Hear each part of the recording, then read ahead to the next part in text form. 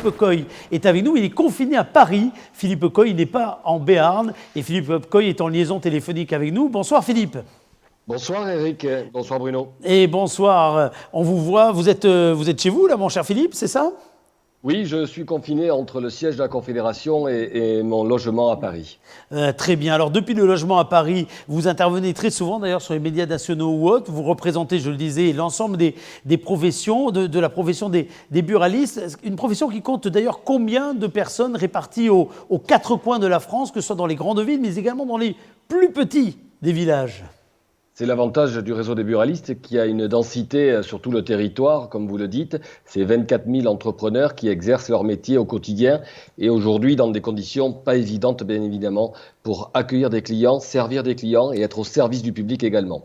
Alors, il y a quelques mois d'ailleurs, vous avez imaginé avec l'ensemble de la fédération une nouvelle signature pour définir votre métier, le métier de ces buralistes que vous représentez. Et vous avez qualifié ces buralistes de commerçants d'utilité publique. Alors, il y avait derrière tout ça, évidemment, une envie de reconnaissance du rôle profond dans ce travail de proximité du buraliste. Mais là, aujourd'hui, cette appellation commerçant d'utilité publique, j'ai l'impression que, malheureusement, j'ai presque envie de dire, elle est totalement la meilleure définition qu'on pouvait trouver à ce que vous êtes.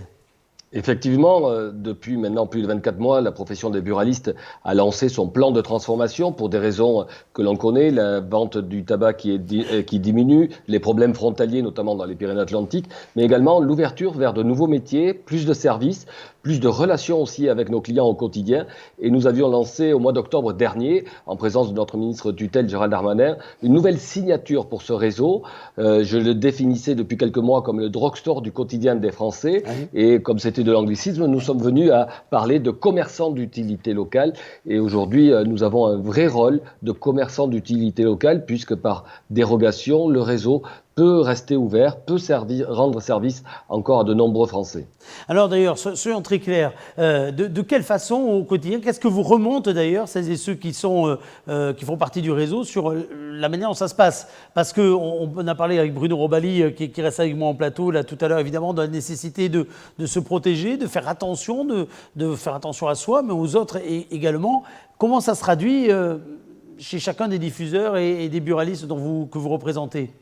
Bien évidemment, depuis l'annonce samedi soir, d'ailleurs, je me trouvais à Pau samedi soir quand le Premier ministre a pris la parole.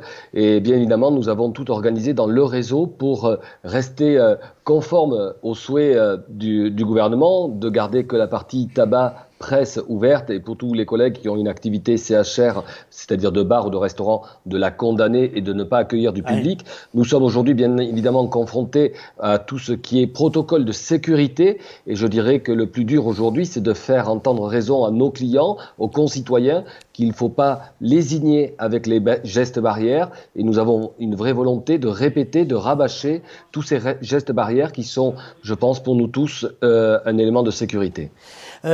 Philippe Coy, très concrètement, aujourd'hui chez son buraliste, on peut évidemment trouver la presse parce que c'est absolument indispensable. On peut trouver du tabac, mais on peut trouver beaucoup d'autres choses qui facilitent la vie du quotidien parce qu'au fur et à mesure des jours, des mois, on a vu que chez ces diffuseurs de presse, il y avait un très grand nombre de petits objets, de services pour rendre service aux uns aux autres. Il ne faut pas oublier ça d'ailleurs. Mais je crois que dans cette période que personne n'avait ou n'aurait pu imaginer, ce confinement qui est pas loin d'un chaos pour le pays, c'est bien évidemment cette chaleur aussi humaine d'un contact dans un village, oui. Un commerçant qui reste allumé. Je suis l'actualité bien évidemment en Béarn et je salue le président Jérôme Récapé qui s'est organisé en Béarn pour assurer le service des buralistes.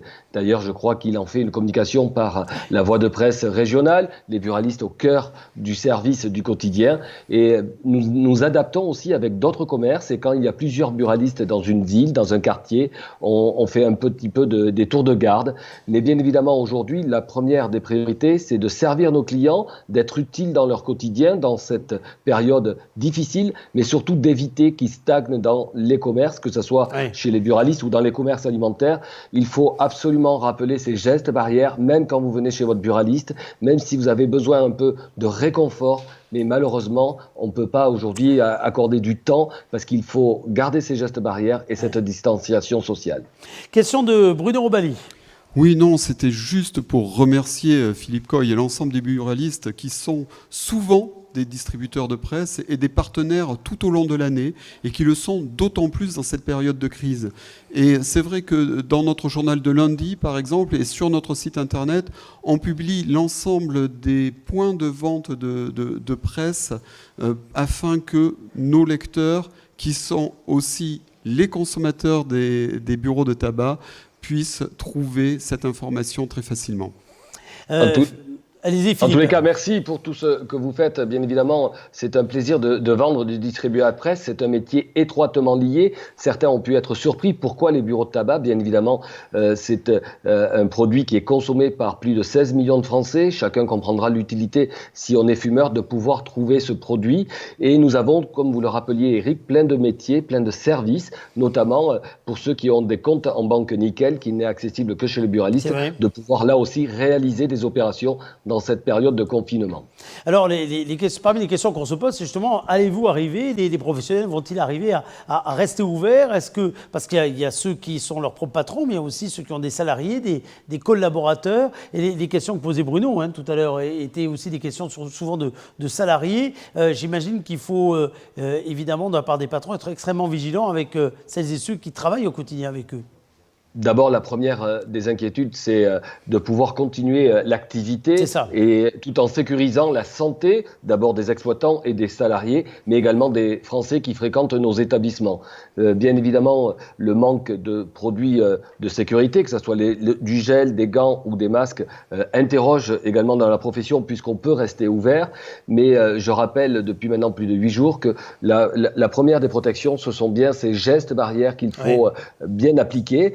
Et nous continuons à travailler en mettant tout en œuvre pour travailler de façon sécurisée pour nos employés, nos clients, que ce contact reste le plus agréable possible, mais dans un échange de sécurité totale pour combattre ce virus.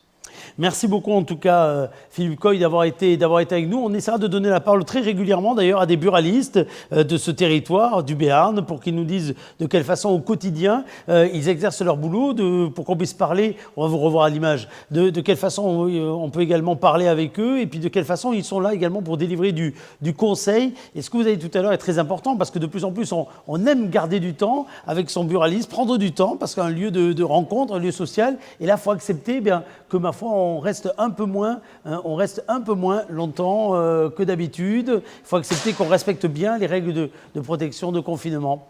Surtout, c'est ce qu'on demande si on veut garder le réseau ouvert et que les clients puissent encore accéder à nos établissements, que chacun fasse preuve de civisme. C'est vrai qu'on apprend à vivre jour après jour, comme je le dis à l'ensemble des buralistes avec qui j'ai des liaisons permanentes, mais bien évidemment, on apprend jour après jour et tous les efforts aussi pour la continuité de service et le soutien économique tel que nous pouvons le déployer en relais du gouvernement, c'est important parce que nous sommes partis dans une période qui peut être un peu longue.